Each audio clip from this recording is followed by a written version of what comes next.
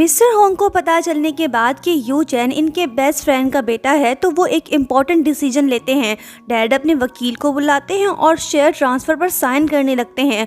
Lawyer कहता है कि सर, अगर आपने इस फाइल पर साइन कर दिए तो आपका तेंगजी ग्रुप के साथ रिलेशनशिप बिगड़ सकता है। तेंगजी बाहर खड़ा ये सब सुन रहा होता है। मिस्टर होंग ने माइंड बना लिया, वो फाइल पर साइन कर देते हैं। मतलब कि इन्होंने होंग ग्रुप के 56% शेयर यू चैन के नाम ट्रांसफर कर दिए। तेंगजी भी रूम के अंदर दाखिल हो गया। इसका मूड तो काफी ऑफ है। इसे अंदाजा हो गया है कि डैड यू चैन को अपनी बेटी का हस्बैंड एक्सेप्ट कर लेंगे और इसकी एंगेजमेंट भी बुयान से कैंसिल कर देंगे। तेंगजी तो ये सब होने नहीं देगा, सो ये डिसाइड करता है कि ये बुयान के डैड को रास्ते से हटा देगा। फिर ये एक गिलास में पानी भरकर उसमें एक मेडिसिन डालता है और उसे मिस्टर होंग को देता है ताकि वो हमेशा के लिए सो जाएं। पानी पीते ही मिस्टर होंग की तबीयत बिगड़ने लगती है। तेंगजी चुपचाप यहाँ से जाने लगता है। यू चैन भी मिस्टर होंग से मिलने जा रहा है। इसे नहीं पता कि तेंगजी मिस्टर होंग को मार के इल्जाम इस पे लगाना चाहता है। यू चैन जैसे ही ऑफिस में एंटर होता है तो हम देखते हैं कि बुयान के डैड की तबीयत बिगड़ती जा रही है। यू चैन ये सब इग्नोर करके चेयर पर बैठ जाता है। इसे तो बस सच जानना है। मिस्टर होंग कहते हैं कि यकीन नहीं होता कि तुम मुझे इतने सालों बाद मिले हो। फिर ये फाइल लेकर इसके पास आते हैं और कहते हैं कि तुम्हारे फादर की मौत मुझसे ही कनेक्टेड है। यू चैन ये बात सुनते ही इनका गिरेबान पकड़ लेता है और बोलता है कि तुमने मेरे डैड को धोखा क्यों दिया। इससे पहले कि ये कुछ और बोलता तभी मिस्टर होंग की तबीयत काफ़ी बिगड़ जाती है और ये बेहोश होकर नीचे गिर पड़ते हैं। ये सब बुयान भी देख लेती है और उसे मिसअंडरस्टैंडिंग हो जाती है कि यू चैन की वजह से उसके डैड की ये हालत हुई।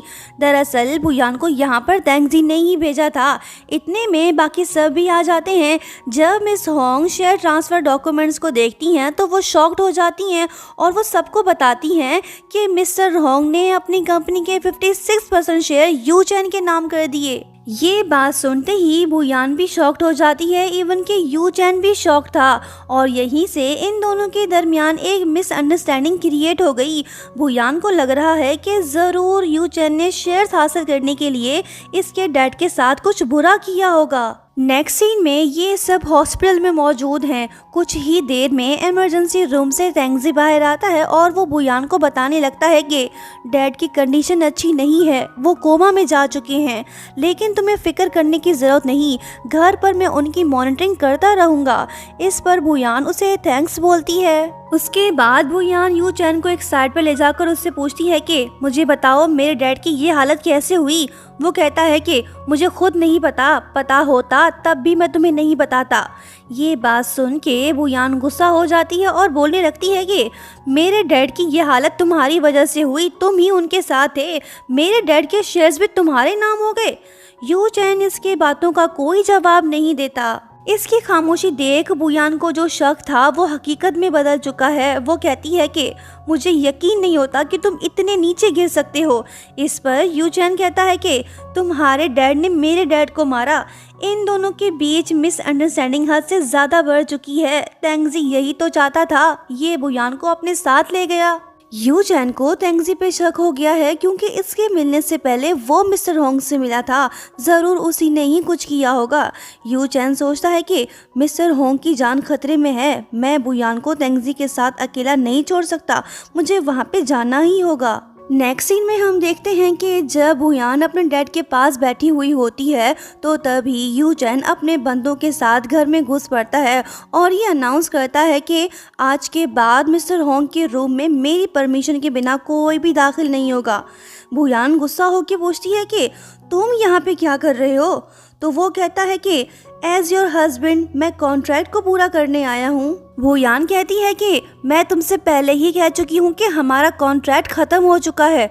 तो वो कहता है कि मैंने तो कॉन्ट्रैक्ट टर्मिनेशन लेटर साइन ही नहीं किया और भूलो मत तुम्हारे डैड ने 56% शेयर्स मेरे नाम किए हैं।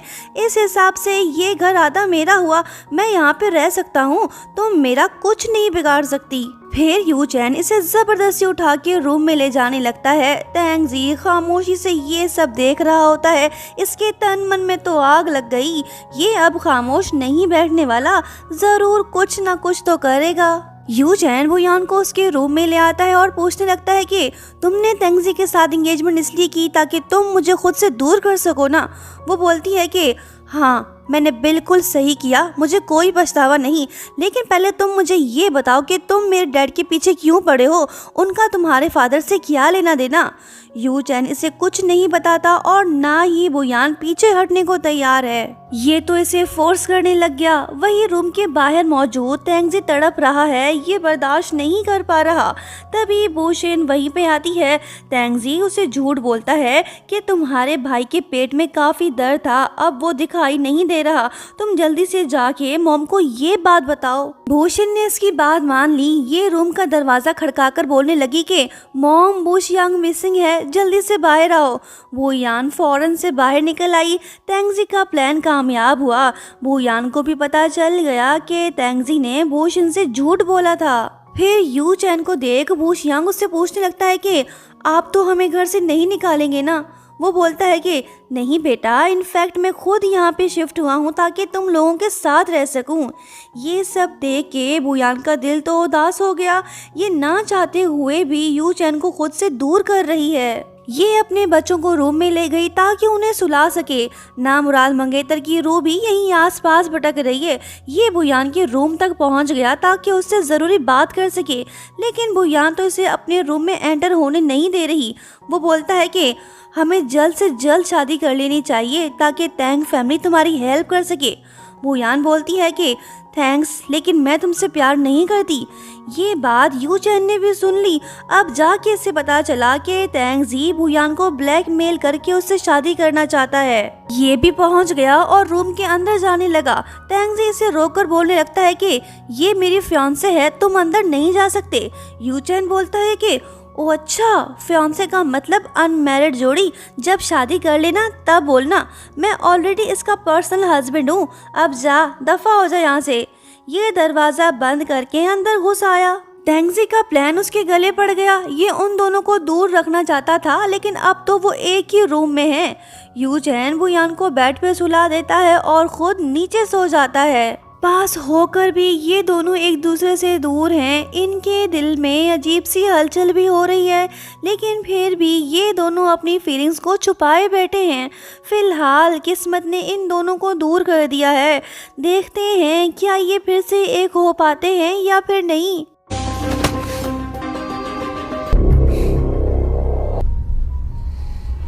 दोस्तों, नेक्स्ट पार्ट देखना मत भूलना। लाइक, शेयर, सब्सक्राइब और हाँ, प्यारा सा कमेंट करते हुए जाना। Thank you so much for watching. Bye bye.